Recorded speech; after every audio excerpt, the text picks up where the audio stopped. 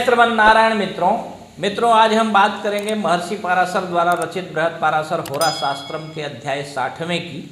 60वें अध्याय में कुल मिलाकर 72 श्लोक है और इन 72 श्लोकों में महर्षि पाराशर ने बुध की महादशा में बाकी सारे ग्रहों की अंतर्दशाओं के विषय में वर्णन किया है। तो आज के पहले हमने 1 से लेकर 12 श्लोकों तक का वर्णन कर दिया है। इन 12 श्लोकों में बुध की दशा में बुध की अंतर्दशा एवं केतु की अंतर्दशा का वर्णन है। इन वीडियोज को अगर आपने नहीं देखा है तो आप हमारे youtube.com/बालाजी ज्योतिष केंद्र हमारे YouTube के इस चैनल पर जाइए, वहाँ जाकर के इन सारे वीडियोज को देखिए, अध्ययन कीजिए। अगर कुछ ना समझ में आए तो आप कमेंट बॉक्स में कमेंट लिख करके हमें पूछ सकते हैं, ठीक है। तो आज हम बात करेंगे श्लोक नंबर 13 से लेकर के श्लोक नंबर 19 तक कुल 7 श्लोकों की। इन 7 श्लोकों में महर्षि पाराशर ने बुध की महादशा में शुक्र की अंतर्दशा के विषय में वर्णन किया है, ठीक है। तो आज हम बुध की महादशा में शुक्र की अंतर्दशा के विषय में अध्ययन करेंगे। तो चलिए बिना किसी तरह का देर किए हुए आप लोगों से हम महर्षि पाराशर द्वारा रखे विचारों के उनकी व्याख्या करते हैं, ठीक है। महर्षि पाराशर अपने 13वें श्लोक में कहते हैं कि सौम्यस्यांतर्गते शुक्रे केंद्रे लाभ त्रिकोणगे सत्कथा पुण्य धर्मादे संग्रह पुण्य कर्म कृत। कहते हैं कि बुध की दशा में यदि शुक्र की अंतर्दशा आपके ऊपर चल रही हो और ऐसा शुक्र आपकी कुंडली में किसी केंद्र में या त्रिकोण भाव में या लाभ भाव में बैठा हो तो अच्छे समाचार आपको प्राप्त होते हैं। पुण्य कर्म एवं धार्मिक कार्यों को करने का सुअवसर आपको मिलता है, ठीक है। 14वें श्लोक में महर्षि पाराशर कहते हैं कि मित्र प्रभु वसाद इष्टम क्षेत्र लाभ सुखम भवेत दशाधिपात केंद्र गते त्रिकोणे लाभगे पिवा तत्काले श्रियमाप्नोति राजश्री धन संपदः वापि कूप तड़ागादि दान धर्मादि संग्रह। कहते हैं कि राजा या मित्र जो आपका हो और राजा भी हो, ऐसे व्यक्ति के सहयोग से आपकी इष्ट सिद्धि, इष्ट वस्तुओं का लाभ, इष्ट स्थान का लाभ एवं वांछित संपत्ति आदि का लाभ आपको बहुत सहजता से हो जाता है।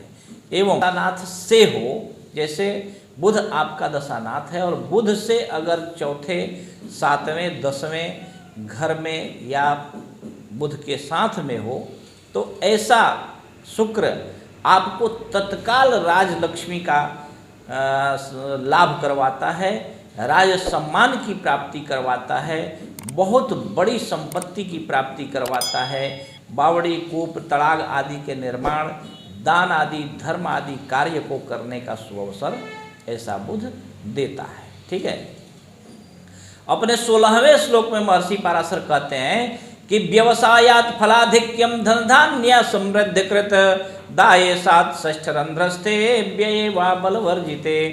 कहते हैं कि व्यवसाय से अधिक लाभ अगर शुक्र ऐसा दशानाथ के साथ में हो या किसी केंद्र या त्रिकोण में या 11वें घर में बैठा हो शुक्र, तो व्यवसाय अगर आपका कोई हो तो उससे भी अतुलनीय धन लाभ करवाता है एवं हर प्रकार से धन धान्य की समृद्धि देता है।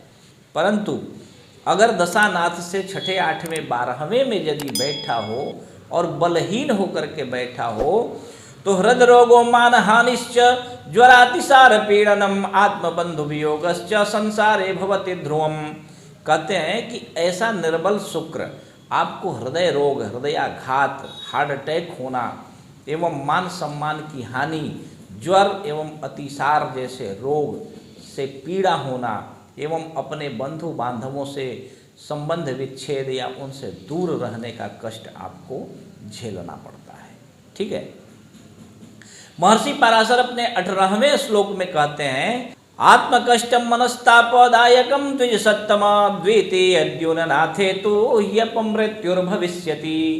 कहते हैं कि ऐसा शुक्र अगर अशुभ हो, 6ठे 8वें 12वें में निर्बल होकर के बैठा हो तो स्वयं को कष्ट एवं मानसिक संताप देता है। और ऐसा शुक्र यदि दूसरे या 7वें भावेश हो तो अपमृत्यु भी देता है। मित्रों दूसरा और सातवां घर जो होता है ना वो मार्केश गिना जाता है।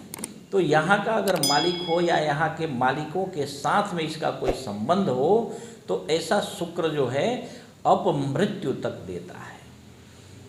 तो अपने 19वें श्लोक में महर्षि पराशर कहते हैं कि तददोष परिहारार्थम दुर्गा देवी जपम चरेत जगदम्बा प्रसादेन ततः शांतिम वाप्नुयात्। ऐसा शुक्र अगर आपको अशुभ फल दे रहा हो, आपको कष्ट दे रहा हो, तो इसके दोष के निवारण हेतु आप दुर्गा देवी के मंत्र का जप कीजिए। जैसे नवार्ण मंत्र का आप जप कर सकते हैं, ओम ऐं ह्रीं क्लीं चामुंडाय विच्चे, इस मंत्र का आप जप कर सकते हैं। तो जगदम्बा प्रसादेन ततः शांतिम वाप्नुयात्। जगदम्बा माता जगदम्बा की कृपा से हर प्रकार के सुखों की प्राप्ति ऐसे अशुभ शुक्र की दशा में भी संभव हो जाता है। ठीक है, तो मित्रों अब हम अपने आने वाले अगले प्रकरण में बुध की दशा में सूर्य की अंतर्दशा के विषय में वर्णन करेंगे। और आपने अगर हमारे पुराने वीडियोज को नहीं देखा है तो आप हमारे YouTube के चैनल पर जाएं, वहाँ पर अध्ययन करें। आपको कुछ अगर समझ में ना आए तो कमेंट बॉक्स में कमेंट लिख करके हमारे साथ अपनी बात को शेयर कर सकते हैं, पूछ सकते हैं, हमें कोई भी प्रश्न पूछ सकते हैं। और हमारे वीडियोज को अपने मित्रों, रिश्तेदारों, सुहृदजनों में शेयर कीजिए ताकि वैदिक सनातन धर्म का प्रचार प्रसार हो सके। ठीक है, जय श्रीमन नारायण।